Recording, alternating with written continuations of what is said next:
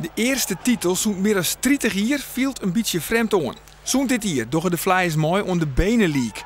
Een competitie van 16 Nederlandse en Belgische ploegen. De Flyers speelden erin nog een finale tegen de Belgen van Herentals. De Nederlandse titel pakken ze onderwijs haast ongemerkt mooi. Er is geen beker en geen huldiging. Dat komt eventueel naar de finale. Maar de titel is wel wichtig voor de Flyers. Een titel is ontzettend wichtig voor de club, want het brengt jou weer naar boeten toe. Dus we hebben altijd in de RVN, die zag je altijd aan hackers in de Defense Flyers periode. En natuurlijk die ontzettend waardevol was, maar het was 23 jaar in. En we meesten verwijzen altijd naar die periode. Nou goed, je kan ook zeggen, we zijn dit jaar kampioen geworden. De competitie is dit jaar totaal oors van opzet. Minder yield, maar meer ploegen en inzet op de eigen jeugd. En dat bevalt Hoekstra wel.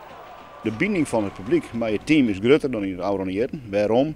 We hebben nog 14 jongens hier uit de directe regio. Marco Posma en de Leeuwen, dat is de eerste wijk komt van die Nederlandse jongens. Die wijnen direct in Heerenveen, direct om die die brengen meestal mee. En de herkenbaarheid van het publiek naar hun eigen jongens. Waar een aantal ik Fries praten, dat is ook nog wel leuk.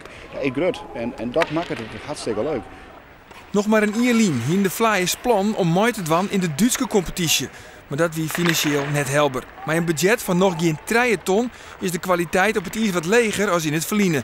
Maar er komt meer publiek en de aantrekkingskracht op de jeugd neemt toe. Die ontwikkeling zullen we hier in Heerenveen op dit moment gaande. We dit hier bijna 40 naar jeugdleden erbij krijgen. Puur omdat herkenbaarheid meer naar de beesten naar boeten brengen. Ja, dat had toch zijn effect.